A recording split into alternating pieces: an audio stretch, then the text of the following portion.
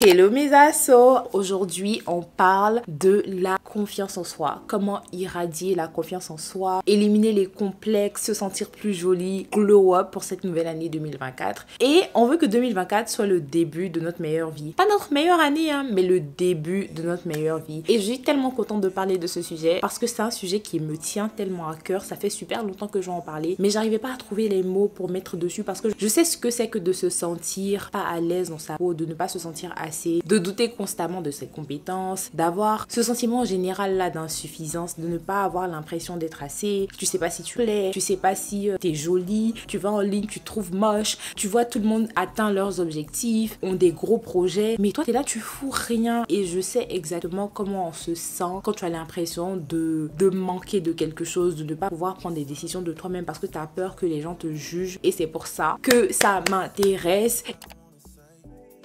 Quand j'ai commencé mon travail vers la confiance en moi, très souvent quand je partais sur internet, les conseils que je voyais c'est aime-toi comme tu es, dis-toi des paroles positives devant le miroir, arrête de te comparer. Et je sais que ce sont des conseils qui sont de bonne volonté, mais personnellement pour moi ça ne m'aidait pas. Je trouvais que ça me donnait ce faux sentiment de confiance en moi où je viens devant le miroir, je me dis non je suis trop belle, mais je le sentais pas. Je voulais pas dire que je suis sans vraiment sentir que j'étais. Je voulais pas dire pendant que je croyais pas. Je voulais pas juste dire que j'ai confiance en moi. Je voulais avoir confiance en moi. Donc aujourd'hui, je vais vous donner 7 conseils qui devraient vous aider à avoir beaucoup plus confiance en vous.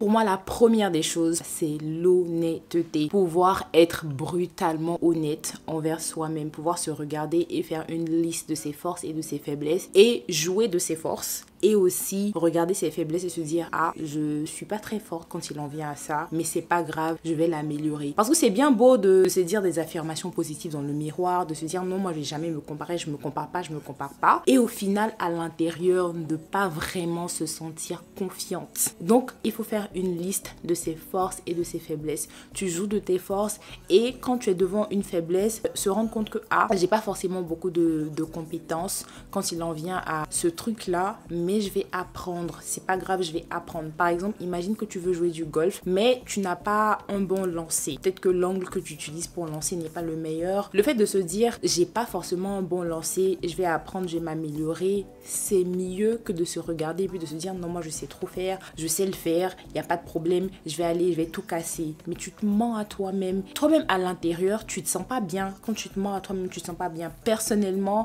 la meilleure façon pour moi de pouvoir me regarder dans le miroir et de me dire oh non ça je sais le faire, je vais le faire, c'est de vraiment savoir le faire, c'est de vraiment me sentir comme ça, c'est de vraiment le croire. Et peut-être que disons que j'ai une compétition de golf mais j'ai le trac, je sais que j'ai travaillé dessus pendant plusieurs années, je sais que j'ai déjà ces compétences là, mais peut-être que je suis un peu nerveuse, je suis un peu stressée. Je vais me dire maintenant dans le miroir, tu sais que tu peux le faire, tu as les compétences, tu vas aller et tu vas tout casser. C'est là que se dire les affirmations positives ça marche, c'est là que ne pas se comparer à la personne qui est à ta droite ça marche parce que tu connais tes compétences, tu sais déjà qui tu es et ce que la personne là sait faire c'est pas ton problème, toi tu sais ce que toi tu sais faire et quand tu vas aller devant la balle là, tu vas montrer à la balle qui tu es. Tu vois ce que je veux dire? La deuxième chose, développer des compétences. Par exemple, quand il en vient à ma chaîne YouTube, même à aller à la salle. Quand j'ai commencé à aller à la salle, je savais pas ce que je faisais. Quand je partais à la salle au début là, j'avais aucune idée de ce que je faisais. Donc ce que j'ai fait, c'est que je suis allée sur internet, j'ai fait des recherches, j'ai vu qu'est-ce que je dois manger, j'ai vu qu'est-ce que je dois faire quand j'arrive à la salle, quel genre de routine est-ce que je devrais avoir quand je vais à la salle, quand est-ce que je dois travailler mes jambes, quand est-ce que je dois travailler le haut du corps, qu'est-ce que ça donne. J'ai dû développer ces connaissances là et ses compétences. Et la meilleure façon de développer des compétences, c'est de lire des livres, commencer un hobby et faire des recherches sur des sujets qui t'intéressent. Et quand tu n'as pas les connaissances, tu n'as pas les compétences, tu peux pas avoir confiance en toi parce que tu connais quoi? On te dit, tu vas aller faire une compétition de make-up artist, mais peut-être que tu n'as pas forcément les capacités de make-up artist, tu n'as jamais maquillé les gens, peut-être tu sais te maquiller toi-même, mais tu n'as jamais maquillé les gens et tu t'en vas te jeter dedans comme ça. Pourtant, tu n'as jamais même essayé. Tu connais quoi? Il faut des compétences pour pouvoir te sentir à l'aise, pour pouvoir te sentir confiante. Si tu vas à la compétition sans avoir les compétences, sans avoir essayé à maquiller des gens, mais quand tu vas arriver là-bas, tu seras pas confiante, tu seras pas à l'aise. Donc c'est super important d'essayer d'acquérir des connaissances et de développer des compétences. C'est super important, même avec ma chaîne YouTube. Quand j'ai commencé, je n'avais aucune idée de ce que je foutais. Je n'avais pas confiance en moi, je savais pas ce que je faisais, je savais pas comment parler correctement. Maintenant, quand je regarde mes anciennes vidéos, je suis tellement gênée. Je suis tellement gênée parce qu'il y a certaines de mes vidéos, je me regarde, je me dis yeah. J'ai envie de les enlever, mais je vais les garder parce que tu vois, ça montre un peu mon parcours, ça montre d'où je viens, ça montre comment j'ai commencé. Je savais même pas m'exprimer correctement. J'étais pas forcément à l'aise devant la caméra. Et le plus tu le fais, le plus tu t'améliores. Parlons même de la confiance en soi physique, le fait de se sentir beaucoup plus à l'aise physiquement. Quand tu sors, tu te sens plus belle et tout. À 80% du temps, plus tu vas prendre soin de toi, plus tu vas apprendre ce qui te va à toi, plus tu te sentiras confiante. Par exemple, l'actrice Keke Palmer, je sais pas si vous avez remarqué, mais récemment, elle a beaucoup de hype autour d'elle. Et c'est juste parce qu'elle a de nouvelles personnes qui la maquillent et de nouvelles personnes qui l'habillent. Vous voyez sur cette photo-là, c'est la même personne, hein, mais elle n'avait pas autant de hype, elle n'avait pas autant de personnes qui étaient genre oh my god Kiki, vous avez vu comment elle a glow up que la nouvelle photo, que cette photo là, parce que maintenant elle a des personnes qui la maquillent différemment, elle a des personnes qui la coiffent différemment, elle s'habille différemment, elle prend ses photos différemment. Plus tu prends soin de toi, plus tu auras confiance en toi, plus tu trouves des choses qui vont t'aller à toi, plus tu auras confiance en toi. Parce que tu peux te maquiller, hein, tu peux te dire mais moi je me maquille, mais je sais pas, je me sens pas à l'aise, c'est parce que tu n'as pas encore trouvé ce qui te va. Et avec le maquillage, c'est trouver des bons produits pour le teint, avoir une bonne couleur de peau, avoir les bons placements. Je parle de ça dans mes vidéos tout le temps. Donc si vous voulez, je vais vous mettre une de mes vidéos make-up ici. Vous allez aller regarder, avoir le bon placement, mettre l'anti-cerne correctement, mettre le bronzer correctement, travailler sur sa skincare routine. Plus tu prends soin de toi, plus tu glow up, plus tu as confiance en toi. Un autre exemple aussi, c'est Harry Lennox. Harry Lennox, elle était un peu plus ronde, mais quand elle a perdu un peu de poids, quand elle a commencé à se coiffer différemment, faut pas voir comment elle se présentait même sur internet, comment elle se sentait un peu plus confiante. Ça fait que quand tu prends soin de toi, je dis pas qu'il faut être mince forcément pour avoir confiance en soi, hein, parce qu'il y a plein de personnes qui ne le sont pas, qui ont confiance en elles. C'est juste que ça te donne l'impression quand tu vas à la salle, quand tu t'occupes de toi, et même moi, étant mince, hein, le fait d'aller à la salle, la confiance en moi que ça m'a donné, parce que le fait de me dire que j'y vais tous les jours, je sais pas comment expliquer, mais c'est un truc de malade. Et le fait que tu prennes soin de toi, ça fait que tu te présentes différemment. Le point, c'est que plus tu prends soin de toi, plus tu as confiance en toi. Souvent même, tu n'as pas besoin de te maquiller, hein, mais le fait de savoir ce qui te va, le fait de se coiffer en ayant en tête la forme de ton visage, prendre soin de soi, ok? Si vous développez les compétences et les connaissances pour pouvoir prendre soin de vous-même, vous allez avoir confiance en vous. Donc arrêtez de vous dire que non, je suis moche, je suis comme ci, je suis comme ça. Non! C'est juste que tu prends pas soin de toi ou bien tu n'as pas encore trouvé les choses qui te vont, ok? Donc arrêtez ça. La troisième des choses pour moi, pour pouvoir avoir confiance en soi, c'est d'avoir une liste de principes et de valeurs morales dont vous n'allez jamais... Un principe et une valeur.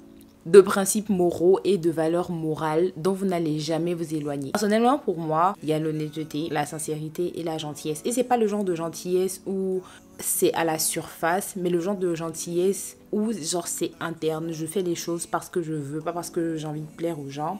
Par exemple, si quelqu'un me dit de faire quelque chose et que c'est non, ça sera non. Je vais pas le faire parce que je veux que la personne soit contente, parce que j'ai peur de décevoir la personne. Je vais pas le faire si vraiment à l'intérieur de moi, je me dis que je peux pas. Non, c'est non. Je veux pouvoir être sincère et honnête avec les gens. Et donc ça fait que à chaque fois que j'ai un dilemme, à chaque fois que je dois prendre une décision, je reviens toujours vers ces principes et ces valeurs morales-là. Pour moi, il faut que les choses soient fair. Il faut que les choses soient... Comment on dit fair en français?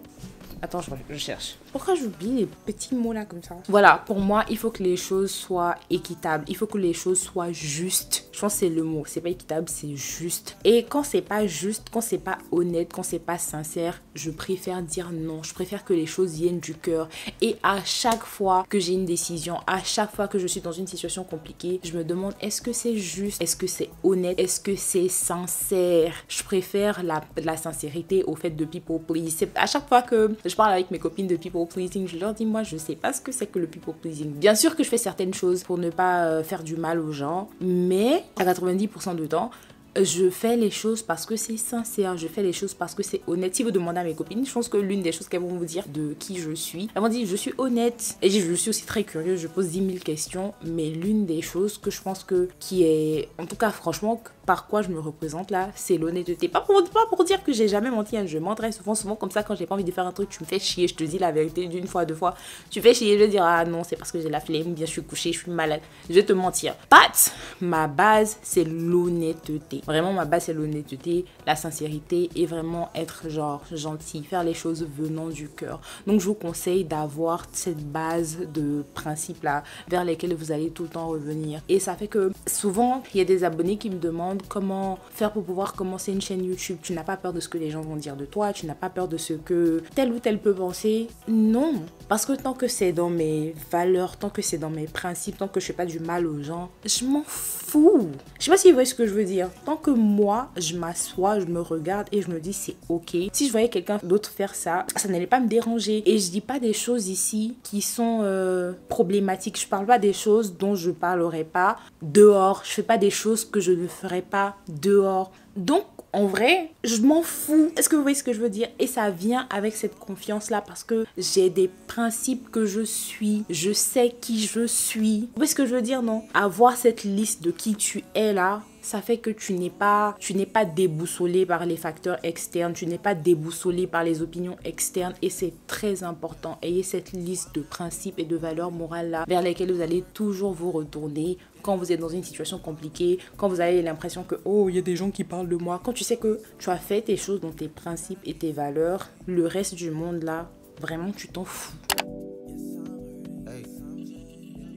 La quatrième des choses, maîtrise l'art du fake it till you make it. Vous allez dire, mais Fatim, tout à l'heure, là, tu as dit, dire les affirmations positives, c'est pas quelque chose qui t'intéresse, mais pourquoi tu parles du fake it till you make it? Le fake it till you make it, je pense que quand tu le fais bien, ça fonctionne. Pour moi, pour pouvoir bien fake it till you make it, il faut avoir des compétences et des valeurs morales. Les deux choses dont je vous ai parlé tout à l'heure, là, il faut avoir ces deux-là. Et après, tu peux fake it till you make it comme tu veux. Je vais vous donner des exemples. Tous les entrepreneurs de Silicon Valley, les Bill Gates, les, Steve Jobs, comment il s'appelle, Mark Zuckerberg,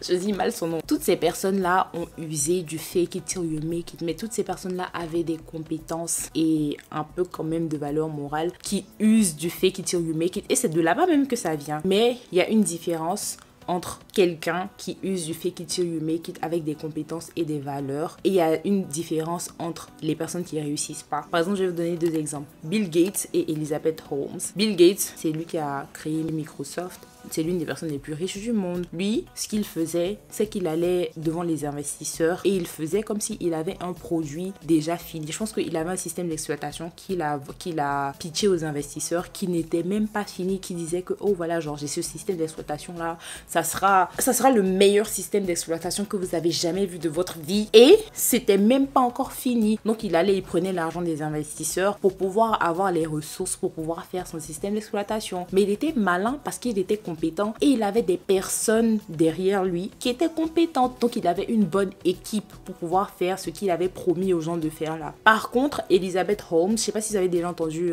son histoire, elle avait fondé une compagnie qui s'appelle Theranos et elle, ce qu'elle a fait, c'est que le but de la compagnie, c'était de pouvoir tester le sang avec une petite goutte de sang, ce qui n'est pas possible actuellement. Tu peux pas tester le sang de quelqu'un avec juste une petite goutte de sang. Tu as besoin de genre une bonne quantité de sang pour pouvoir tester le sang des gens. Donc elle avait menti et elle avait dit aux investisseurs qu'elle avait déjà quelque chose qui permettait de faire ça. Donc ce qu'elle faisait, c'est qu'elle prenait les testeurs de sang des autres compagnies là. Elle utilisait les gouttes de sang des gens pour pouvoir tester le sang des gens, ce qui donnait de faux résultats et ça a gâché la vie de plein de personnes comme ça. Donc non seulement elle n'avait pas de valeur, elle n'avait aucune compétence parce qu'elle n'avait même pas de compétences médicales. Pour pouvoir être dans l'industrie de la biotechnologie, il faut avoir au moins quelques compétences médicales. Donc elle n'avait zéro compétence médicale et elle n'avait zéro valeur parce qu'elle passait son temps à gâcher la vie des gens. Comment tu peux tester le sang des gens, utiliser les machines qui testent le sang des gens qui a besoin de beaucoup plus de sang et ça te donnait des tests erronés et tu n'as aucune compétence médicale. Et elle a eu tellement d'investisseurs qui ont investi sur elle et maintenant elle va en prison parce que ce qu'elle a fait c'était une arnaque. Donc les investisseurs l'ont mis en prison. Donc c'est ça la différence entre le fake it till you make it qui fait de toi une scammer, une arnaque, et le fake it till you make it qui est backed par des compétences. Quand tu as quelques compétences et tu as quelques valeurs, ça va faire que tu pourras être dans la délusion, te dire non, moi je peux le faire parce que tu sais que tu as des compétences et tu vas te débrouiller pour le faire. Pourtant quand tu n'as aucune compétence, tu n'as aucune valeur, ça va te ramener facilement en prison, mais ça va te ramener facilement dans des situations compliquées. Vous voyez ce que je veux dire? C'est pour ça que quand tu fake it till you make it, tu dois le faire correctement parce que souvent aussi j'entends le fake it till you make it, je me dis il faut avoir quelques compétences parce que si tu n'as pas les compétences, tu vas fake quoi? C'est quoi tu fake? Rien. Vous voyez ce que je veux dire? Ok. La cinquième chose, c'est se lancer des défis. Sors de ta zone de confort. Si par exemple tu as des compétences et que tu te lances un défi, tu fais le fake it till you make it, tu vas atteindre tes objectifs. Je vous donne un exemple. Moi, ce qui m'a permis de vraiment pouvoir avoir confiance en moi, je vous explique ça tout le temps, mais le premier défi que j'ai dû faire, ça a été à l'école. Franchement, me défier de façon intentionnelle, me dire consciemment, j'ai envie d'atteindre cet objectif-là en cours, me dire, oh, j'ai envie d'être première de classe, de bosser, de demander à ma mère de m'aider au niveau des cours, de pouvoir prendre les cours à côté, me donner les moyens et de pouvoir atteindre cet objectif-là. Au fait, ça m'a complètement changé la vie. Je parle de ça tout le temps, hein, mais je pense pas que les gens réalisent à quel point le fait d'avoir cette intention-là et d'aller vers ça et de l'atteindre, ça m'a donné une certaine confiance en moi à chaque fois que je me dis que je vais faire quelque chose et je peux le faire, c'est à cause de ça. C'est parce que je me suis lancé des défis avant et je les ai atteints. Et même au niveau de la salle de sport, je me suis dit, je vais faire de la salle de sport mon style de vie. Je me suis levée, j'ai fait mes recherches, je vais avoir des abdos. Et je l'ai fait. Et ça me donne une confiance en moi qui est inimaginable parce que je me dis, à chaque fois que je décide de faire quelque chose, je le fais. Et même quand j'ai commencé ma chaîne YouTube, je me suis dit, je vais avoir une chaîne YouTube et je vais attendre les 100 000 abonnés. Et je l'ai fait. Et tout ça, ça m'a appris la discipline, ça m'a appris le fait d'être méthodique. Et c'est sur ça que je me base tous les jours pour pouvoir atteindre tous les objectifs que j'atteins. Et même quand j'ai un objectif où j'ai du mal à l'atteindre, je me dis, mais ça fait des années que j'essaie de faire ça, j'arrive pas à le faire. Je me dis, tu vas le faire parce que tu l'as déjà fait avant. Et parce que tu vas continuer à être discipliné, tu vas continuer à apprendre et tu vas le faire. Ça m'a donné tellement de compétences, par exemple, au niveau des vidéos, je sais filmer. Au niveau des vidéos, je sais faire des recherches parce que à l'école je faisais tellement de recherches pour pouvoir atteindre mes objectifs. Au niveau de la salle de sport, j'ai fait des recherches et je me lève tous les jours pour le faire. Donc le fait de vous donner un objectif, de vous défier, de vous lancer un défi et sortir de votre zone de confort, c'est incroyable ce que ça fait pour la confiance en vous. Et même le fait d'apprendre à me maquiller, le fait d'apprendre à m'habiller, le fait d'apprendre à me coiffer, l'attention du détail, c'est une chose qui est super importante quand tu apprends à te maquiller, apprends à te coiffer, dans tout, même tu vois, dans le travail, dans tout, c'est super important. Et quand tu te lances des défis, le plus important même, c'est pas d'atteindre l'objectif que tu t'es lancé là, c'est le travail que tu fais pour pouvoir atteindre cet objectif là. C'est ce qui te donne la confiance en toi. Parce que tu apprends tellement de choses que tu te dis que même si j'arrive devant et que c'est compliqué, c'est pas grave, je vais trouver la solution. Parce que tu sais que tu l'as déjà fait et tu as déjà appris plein de choses qui vont te permettre de pouvoir atteindre d'autres objectifs plus tard. Et je vous jure que à chaque fois que vous allez vous lancer des défis, ça ne va qu'augmenter votre confiance en vous parce que vous savez que vous pouvez le faire. Donc même si on vient vous dire que non, ça tu peux le faire, tu peux le faire. Si on vient te dire que ça, tu as mal fait, tu sais que la personne ne sait même pas de quoi elle parle. Vous voyez ce que je veux dire? Donc, se lancer des défis, c'est vraiment important. Sortir de sa zone de confort, c'est vraiment, vraiment important. Parce que quand tu te prouves que tu peux, tu crois que tu peux. Et demain, quand on va te mettre devant une situation où tu sais pas si tu peux, tu vas te dire, je peux le faire parce que je l'ai déjà fait avant. J'ai déjà fait ci, j'ai déjà fait ça. Et vous allez pouvoir avoir cette confiance en vous et même regarder dans votre vie, dans le passé, qu'est-ce que vous avez fait, qu'est-ce que vous avez accompli et basez-vous sur ça, qu'est-ce que vous avez appris. C'est des choses qui devraient vous donner confiance en vous parce qu'il y a tellement de trucs compliqués. Souvent même vous allez vous asseoir, vous allez avoir l'impression de n'avoir rien fait, hein, mais il y a toujours un truc que vous avez traversé qui vous a appris beaucoup et utilisez toutes ces leçons là pour les appliquer dans tout ce que vous allez faire plus tard. Ne vous asseyez pas et vous dire que non mais moi-même je n'ai rien fait, moi-même je ne suis bonne à rien. Il y a toujours un truc que vous avez fait sur lequel vous pouvez rely on pour vous dire, oh, j'ai fait ça, j'ai appris ça.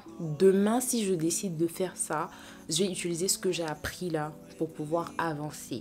Utilisez vos compétences et votre fake it till you make it. Et puis, atteindre ces objectifs-là.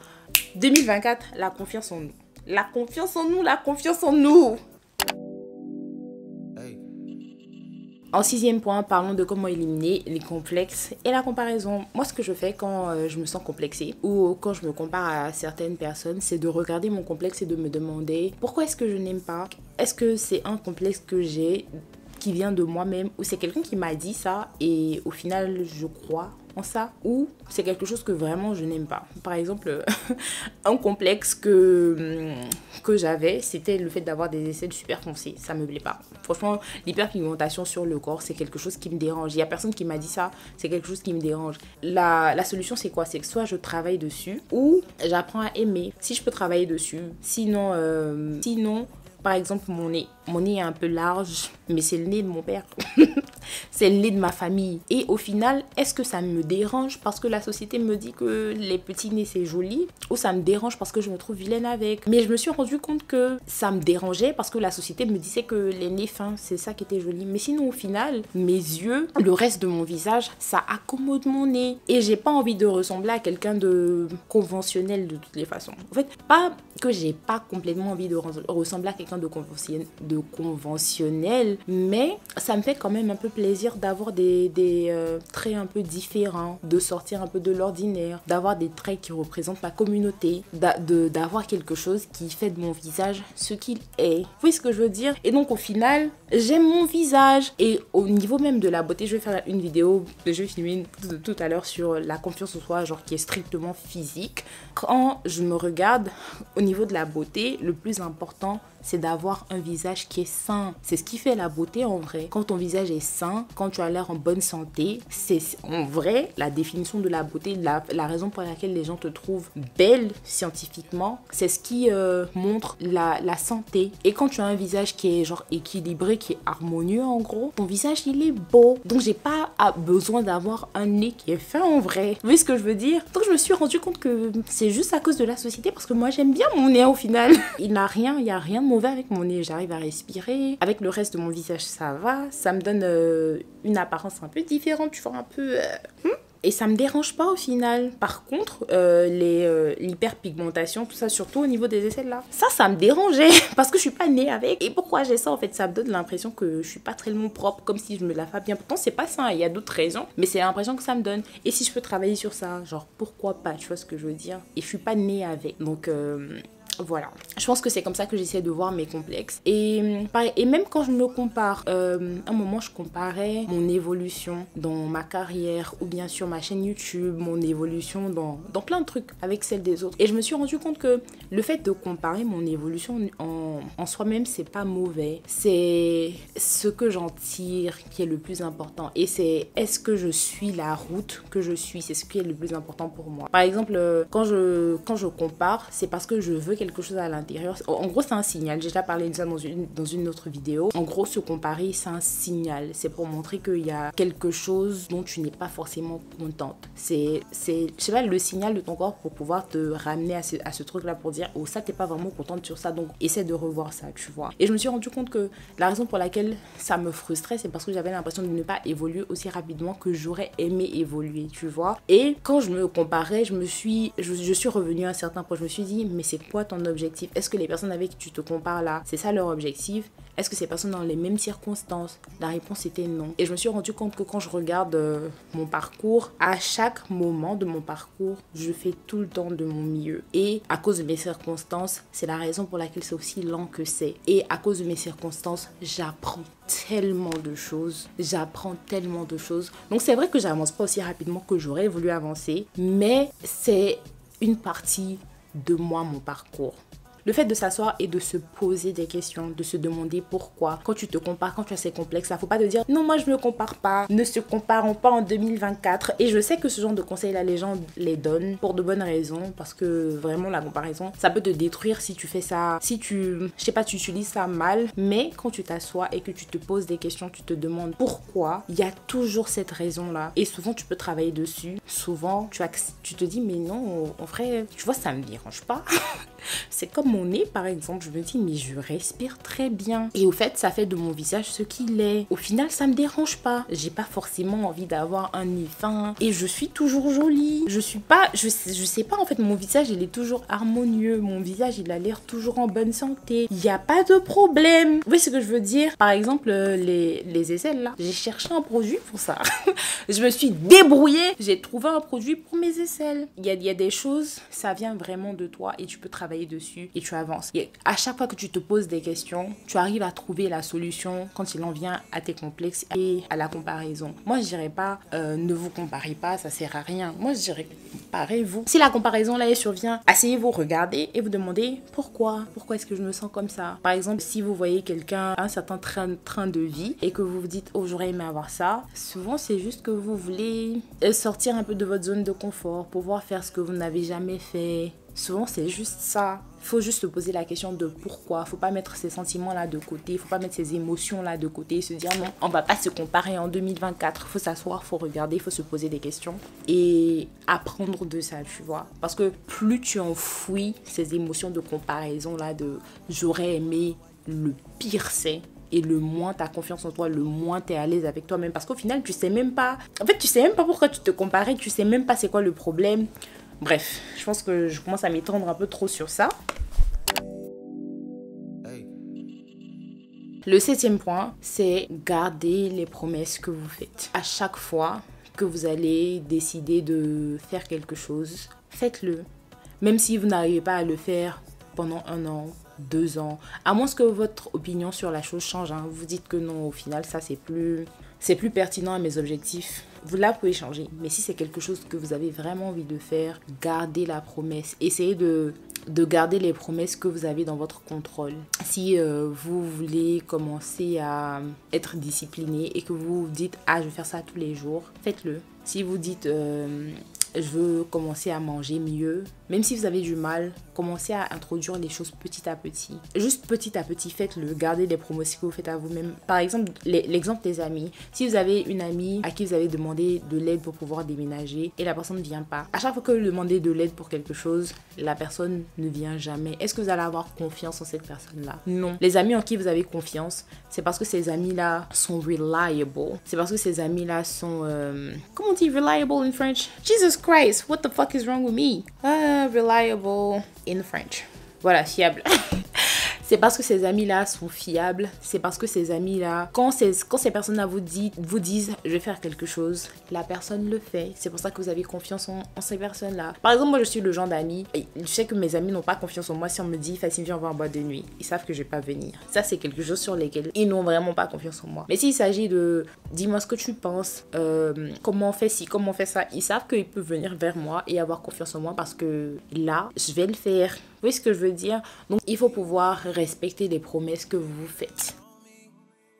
Donc, en gros, la confiance en soi, c'est la croyance en ses propres capacités, qualités et jugements. C'est pas quelque chose d'inné. C'est la somme de toutes les actions que vous avez menées envers vous-même. Si vous faites tout ce que je vous ai dit dans cette vidéo-là, je vous promets que vous allez avoir confiance en vous. Soyez honnête avec vous-même, soyez honnête quand il en vient à vos compétences, soyez honnête quand il en vient à vos faiblesses, à vos forces. Lancez-vous des défis, apprenez de nouvelles compétences et acquérissez de nouvelles connaissances. Lancez-vous des défis, ayez une liste de principes dont vous n'allez jamais dévier. Gardez les promesses que vous vous faites. Tout ça là, c'est ce qui fait que vous allez avoir vraiment confiance en vous. Donc pour moi, c'est ça le secret pour avoir confiance en soi. 2024, on va pas laisser les gens parler dans notre affaire, mettre leur bouche dans notre affaire. On va pas laisser les gens diriger ce qu'on pense. On va pas laisser les gens dire ça c'est pas joli. Mais toi si tu penses que c'est pas joli. Si toi tu penses que c'est joli, c'est joli. Parce que tu sais pourquoi c'est joli. Tu sais ce qui te plaît dedans qui fait que c'est joli. Vous voyez ce que je veux dire? Bref, c'est la fin de cette vidéo. J'espère que vous avez aimé. Moi, franchement, j'ai aimé la faire parce que ça fait longtemps que je voulais parler de la confiance en soi. Et voilà, si vous avez aimé, n'hésitez pas à liker, partager et vous abonner. Et je vous revois très bientôt pour une nouvelle vidéo. Bisous.